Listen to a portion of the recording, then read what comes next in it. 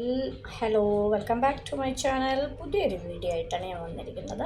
ഇന്ന് നമ്മൾ ഉണ്ടാക്കുന്നത് പരിപ്പ് വടയുടെ ഒരു അറ്റംപ്റ്റാണ്.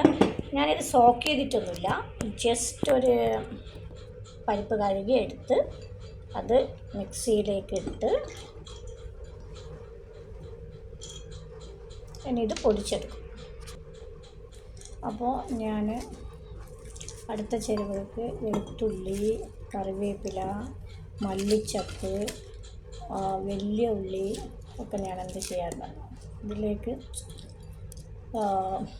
ചോപ്പ് ചെയ്തെടുക്കുക. കട്ട് ചെയ്യുന്നൊന്നുമില്ല, കാരണം പരിപ്പ് വട എന്ന് പറയുമ്പോൾ നമ്മൾ പറ്റുമ്പം കട്ട് ചെയ്താകുമ്പോൾ ഗ്യാപ്പ് വന്നു. അതുകൊണ്ട് ഞാൻ എന്താ ചെയ്യുന്നതെന്ന് ചോദിച്ചാൽ അത് ചോപ്പ് ചെയ്തെടുക്കും.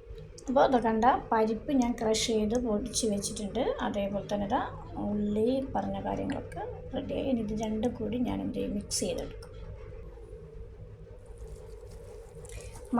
ഇച്ചിരി മഞ്ഞൾ, ഇച്ചിരി മുളക്, കുറച്ച് ഉപ്പ് പാകത്തിനതൊക്കെ നമുക്ക് അറിയുന്ന കാര്യമല്ല.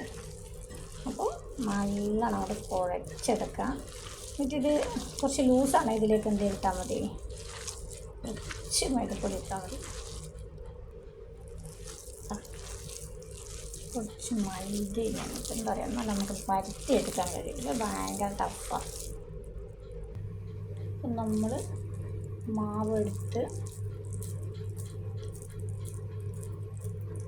പരത്തി ഇട്ട് കൊടുക്കാൻ പോകാം കേട്ടോ.